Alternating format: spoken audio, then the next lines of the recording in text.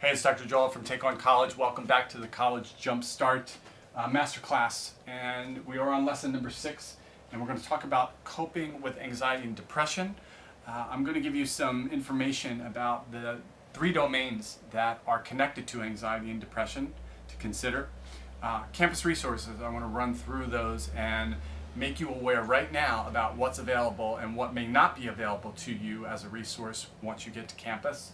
And then also I want to really highlight the significance of being proactive right now.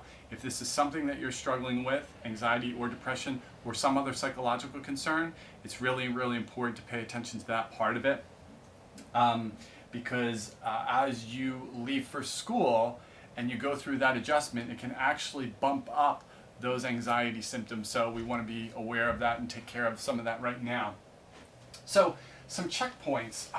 Usually there's 3 domains that are connected to when we think about anxiety and depression. So there's the thinking domain, right?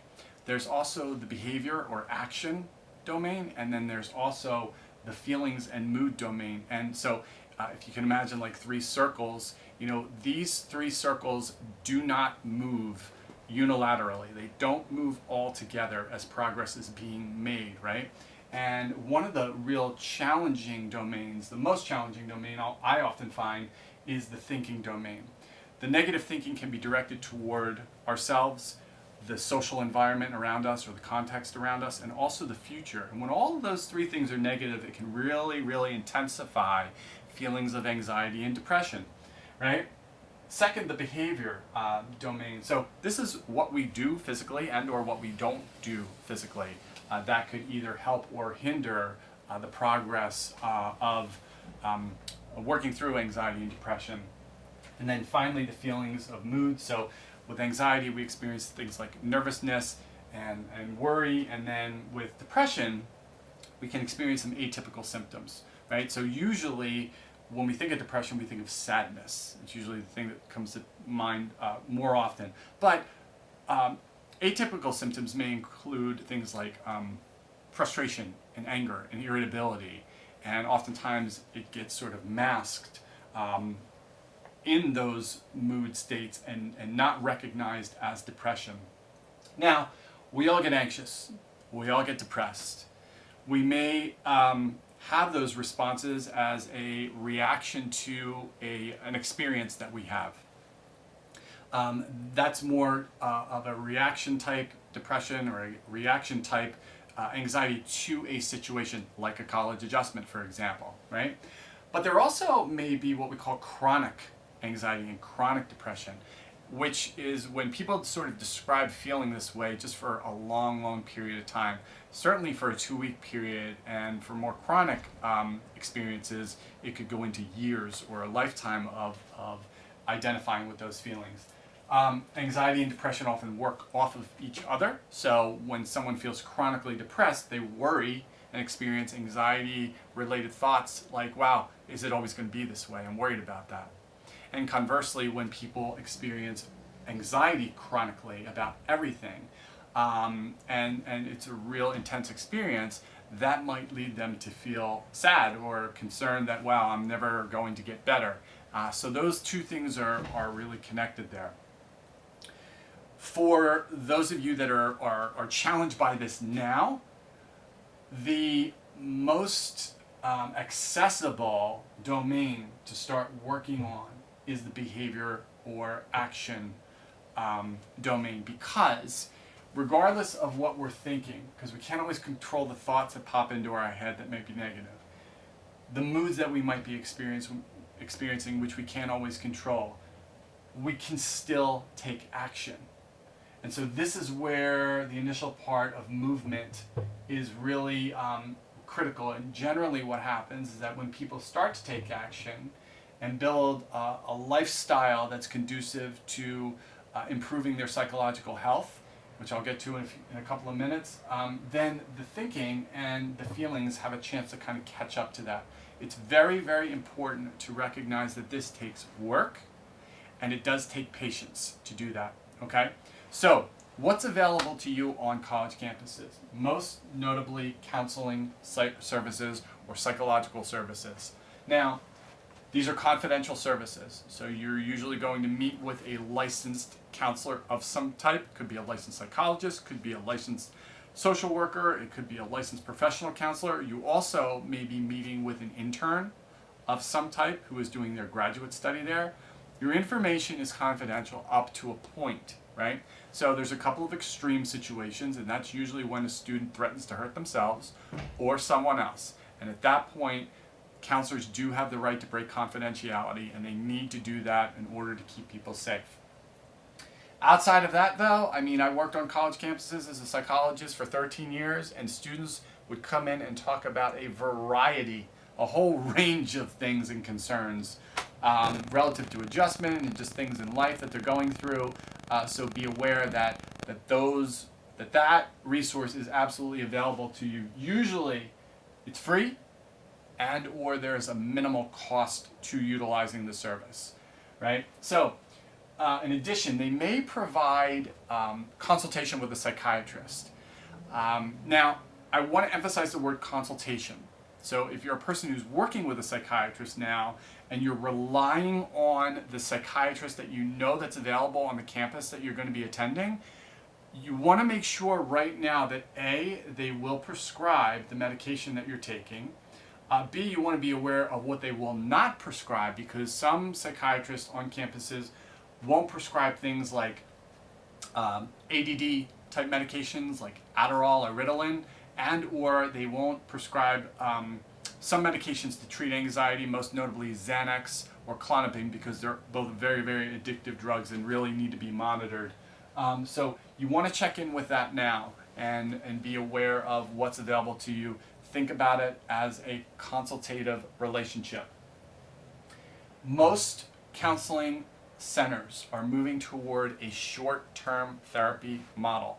What that means is that people who are interested in going in and doing 16 weeks worth of individual sessions, those experiences are starting to change. That used to be the traditional model that counseling centers utilized. However, since they are inundated in really, really busy places, they have scaled it back to offering short-term, 3 to 6, maybe 7 sessions. Some will do longer, but that's something that you definitely want to note before going to campus. Rather than offering those long-term individual sessions over a period of semesters or years even, a lot of schools are moving toward utilizing group therapies, which are really valuable for students because you're interacting with groups constantly while on campus. Plus, they're able to serve a greater number of students. So be aware of that and look into that. The private sector. Again, like if you are challenged and are working with someone now, be it a therapist or a psychiatrist, be aware of who's available in the private sector around the university campus. Lots of counseling centers will have that information on their website and a list of people who they will refer students to if they need more intensive treatment or if they need a psychiatric consult that their psychiatrist or prescriber can't manage. But it's great to do your homework now so that you have an idea of who's available to you off campus for those services. Finally, I'm going to go out on a limb here and say like every counseling center and college has some type of a crisis service for students. And this is a really important service to utilize, not only if you are feeling a great deal of distress. However, it's also helpful if you recognize that something's going on with your friend or a roommate who you're really not quite sure about, and if there's an emergency situation, there usually is a crisis line that you can call on campus that deals specifically with psychological emergencies. So be aware of all those things, look into those things. Now, I mentioned that whatever the psychological concern, anxiety and depression, and anything else for that matter, it takes work, right? Many people start with counseling and after a couple of sessions say, well, you know, that doesn't work, it didn't help, the person wasn't helpful, it didn't help me. Well, the greatest gains that people make are between appointments. So if you're seeing someone every Tuesday, a therapist every Tuesday, or a counselor every Tuesday, it's the work that you do outside those sessions when you leave the office that is most important. And when people don't see immediate results in something, they often just say like, well, you know, it's not helping, right? So I'm going to stop doing it, or why bother? Know that it is work. So and know that it takes more than just going to therapy. You know, like when I'm working with people, we really talk about taking a whole lifestyle approach, right? So I listed some things here to note. So it may consist of seeing a therapist, maybe even a psychiatrist for medication. It includes things like regular exercise, proper nutrition. What we are learning now about nutrition is just massive in terms of mental health. Absolutely incredible information out there. Sleep. It's such a horrible habit among college students, and so many students have difficulty with it. But sleep plays such a significant role in both physical and psychological health, and it's part of our lifestyle. There could be other activities, wellness activities, right? Meditation and mindfulness activities that one can engage in and incorporate into their lifestyle. And finally, it's also important to consider the role of alcohol and other drug use. So if a student, for example, is taking a medication and they're partying on top of that and they're drinking alcohol while they're taking an antidepressant, you know, that's a real risk for a couple of reasons. One is that alcohol often makes people feel drunker faster than they normally would, given the same amount of alcohol consumed. And also it kind of like cancels things out, really. Like if we're taking an antidepressant but we're drinking alcohol, which is a depressant, it's not going to have, you know, the same effect. So consider the role of alcohol and other drug use on your lifestyle and the impact that it plays on our psychological health. Developing a lifestyle that consists of one or more of these things. And again, everyone is different. Everybody's course of getting better and experience of anxiety and depression is different, right? And so what works for one person might not work for someone else. But the more that you build into your lifestyle and maintain regular participation in it, is going to be most beneficial to you. So be aware of these points: thinking, behavior, or doing, and feelings, knowing that taking action is most critical and the thing that you can control the easiest, right? Campus resources that are available to you once you arrive on campus. Do your homework now on that. Jump onto the counseling center websites at your school and know the services that are there. And also know that within those services, they get booked up pretty quick. And by end of September, there's some schools that have a 3-week waiting list just to get in to see someone. So be aware of that now, and you might want to be proactive and schedule an appointment in, say, August for September, so that you have something on the calendar if that's a resource that you need. And then finally, start to build and develop your lifestyle now that is conducive to physical and psychological health. I promise you that that will absolutely help and will get you feeling better quicker. So thank you for tuning in for this lesson. Next lesson we're going to talk about in class number 7 is how to stretch out your peak performance over the course of the 16-week semester, especially during those stressful times. So be sure to click on that video and watch that as well. And I look forward to connecting with you soon. Take care.